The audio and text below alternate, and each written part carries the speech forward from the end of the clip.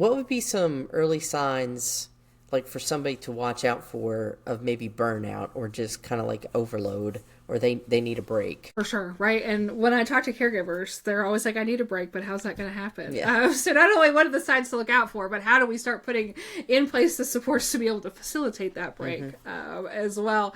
I think the most important part of that is trying to see where you can find smaller points of relief. So like we were talking about with who can provide a ride to the bank or who can provide those types of things. Can you look at the people in your community that might not be the most obvious choice? Like it's easy for folks to say, well, we don't know anybody, right? But actually who do you run into at church, or who do you see, if you're going to Beans every, Friday morning on your way to work or whatever it is, like, do you know people that you could invite to be part of that person's life?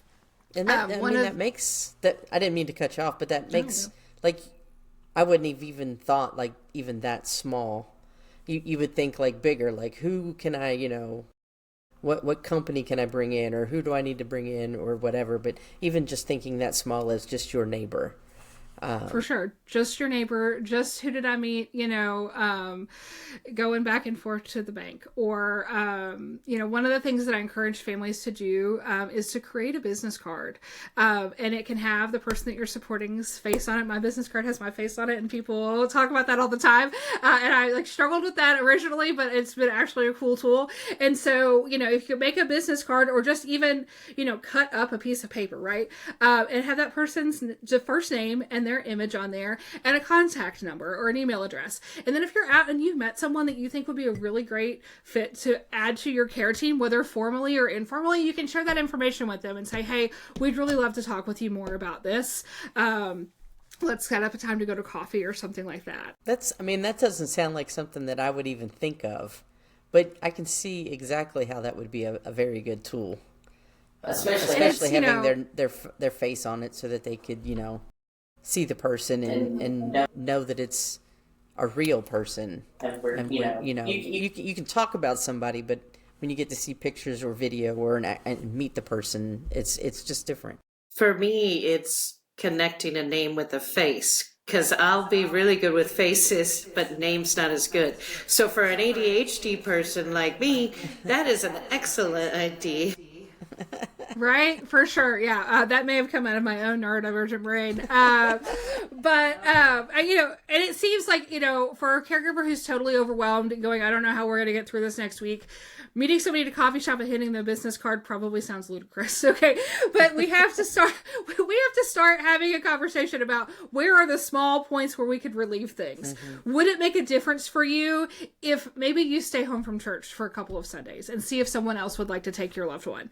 And that's a hard choice to make, but maybe if you had some quiet time at home alone and you're able to do your own devotion during that time, as opposed to being a direct caregiver, that might make a whole lot of difference. And that's a small change, even if you just do that for a couple of weeks, or you have someone come to the home while you go to church, or that kind of a thing.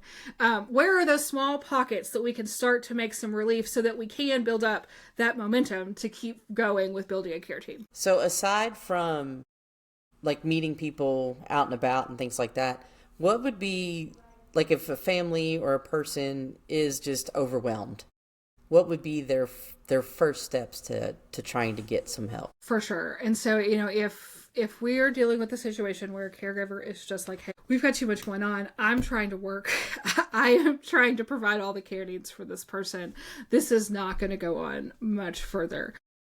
We're glad to sit down and have a conversation with people on resource navigation, with anybody in our community that needs that support. I know that you guys will have contact information and things later, but we're always happy to do a free session with families just to get resource navigation going. Let's talk about the 2 or 3 top issues that you've got going on.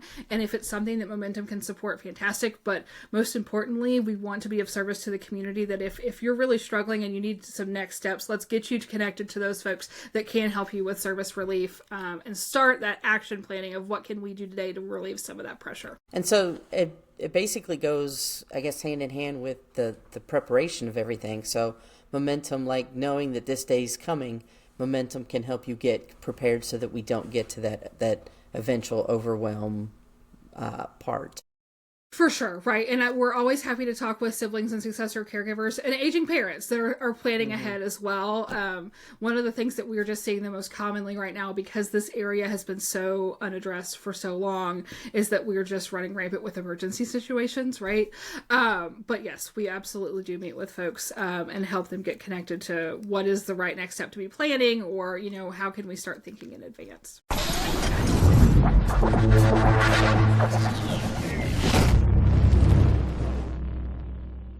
ToadTalkMedia.com